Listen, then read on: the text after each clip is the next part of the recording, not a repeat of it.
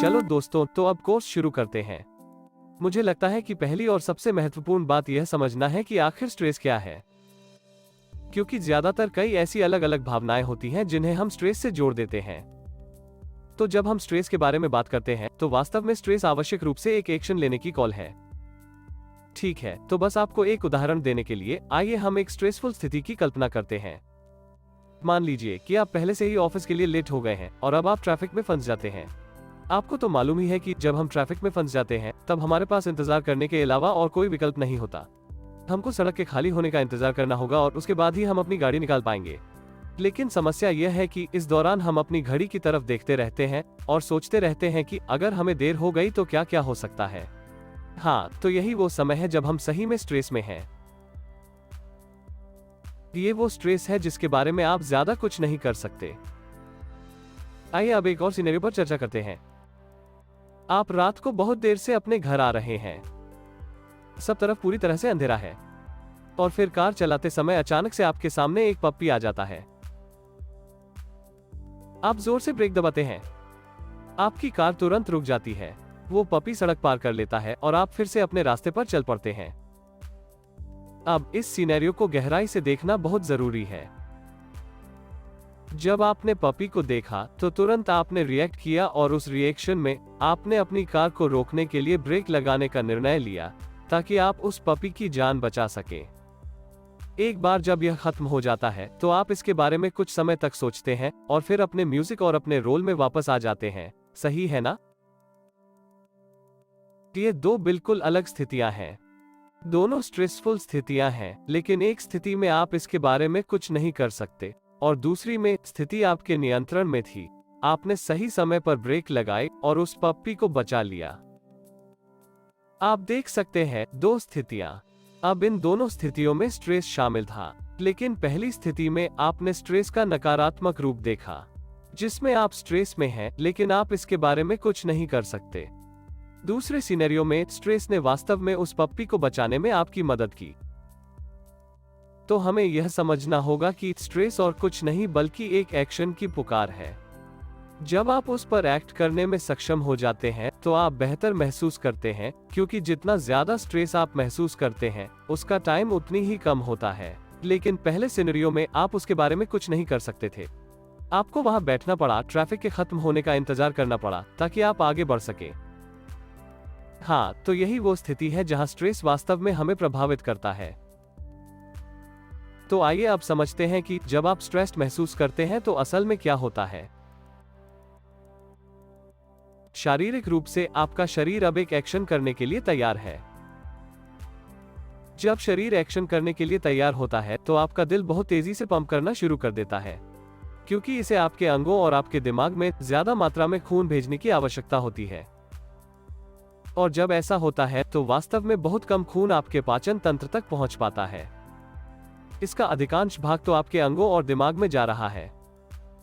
क्योंकि आपको तेजी से एक्ट करने की जरूरत है, आपको तेजी से सोचने की जरूरत है और फिर इसके लिए कुछ एक्शन लेने की।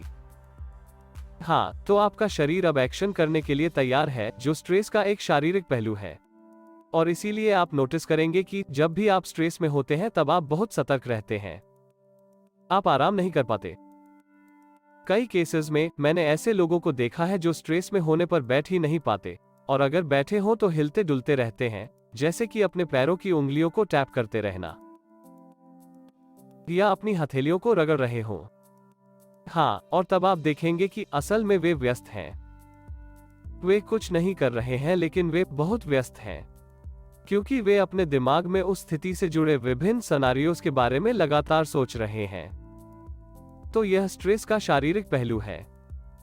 जब हम स्ट्रेस के मनोवैज्ञानिक पहलू पर आते हैं तो आप जानते हैं कि आपका दिमाग विशेष रूप से एड्रेनालाइन और ऑक्सीटोसिन एंजाइम सेक्रीट कर रहा है, जो आपको एक्ट करने के लिए तैयार कर रहा है। और तनाव का मनोवैज्ञानिक पहलू यह है कि आपका दिमाग अब ऑक्सीटोसिन और एड्रेनालाइन सेक्रीट कर रहा है। और ये दोनों एंजाइम्स, केमिकल एंजाइम्स, वास्तव में आपको उस स्थिति में किसी एक्शन के लिए तैयार कर रहे हैं। और जब कोई एक्शन नहीं किया जाता है तो स्ट्रेस का हम पर नकारात्मक प्रभाव पड़ता है। तो आप यह नोटिस करेंगे कि स्ट्रेसफुल स्थिति में आपका दिमाग काम कर रहा है, और न ही सिर्फ काम, परंतु इतनी तेजी से चल कर रहा है कि आप वास्तव में इसे समझ ही नहीं पा रहे। बस विचार और अलग अलग सिनेरियोज हैं। ज्यादातर मामलों में सिनेरियोज केवल नकारात्मक होते हैं, क्योंकि हम पूरी स्थिति के बारे में कोई समाधान ढूंढ ही नहीं पाते हैं। तो जब हम स्ट्रेस के शारीरिक और मनोवैज्ञानिक पहलुओं के बारे में सोचते हैं, तो ऐसा लगता है कि स्ट्रेस हमारे लिए अच्छा नहीं है। लेकिन जब हम इस कोर्स में आगे बढ़ेंगे, तो हम वास्तव में समझ पाएंगे कि स्ट्रेस कितना उपयोगी हो सकता है। सामान्य स्ट्रेस एक प्रक्रिया है जहां हम एक स्ट्रेसफुल घटना या स्थिति में फंस जाते हैं, और फिर सबसे पहले और सबसे जरूरी होता है उसका प्राथमिक मूल्यांकन, जहां हम स्थिति को देखते हैं और यह पता लगाने की कोशिश करते हैं कि इसका वास्तव में क्या मतलब है। क्या इससे हमें कोई नुकसान या हानि हो सकती है? क्या यह किसी तरह का खतरा है या यह किसी तरह की चुनौती है? एक बार प्राथमिक मूल्यांकन हो जाता है, तो हम अगले मूल्यांकन पर आते हैं, जिसमें हम सोचते हैं कि हम इस स्थिति के बारे में क्या कर सकते हैं।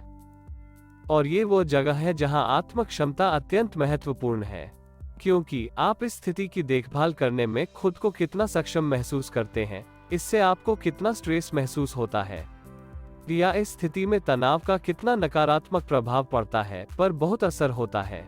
और फिर एक बार जब आप मूल्यांकन कर लेते हैं, तो आप उसका मुकाबला करने के लिए तैयार हो जाते हैं। इसके लिए आप यही कर सकते हैं।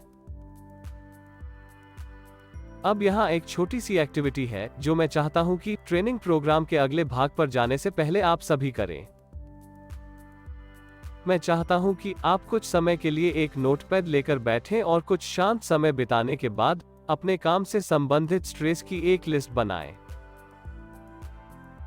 एक बार लिस्ट बन जाती है तो इसका कोई नंबर नहीं है, यह 5 हो सकता है, 50 हो सकता है, कोई फर्क नहीं पड़ता।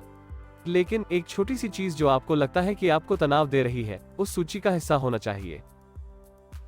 और लिस्ट का दूसरा भाग में सभी काम से असंबंधित स्ट्रेस होंगे, मतलब आपके काम के बाहर की सभी स्थितियां जो आपको स्ट्रेस देती हैं। एक बार जब आप यह लिस्ट बना लेते हैं, तो आप अगले भाग पर जा सकते हैं। धन्यवाद।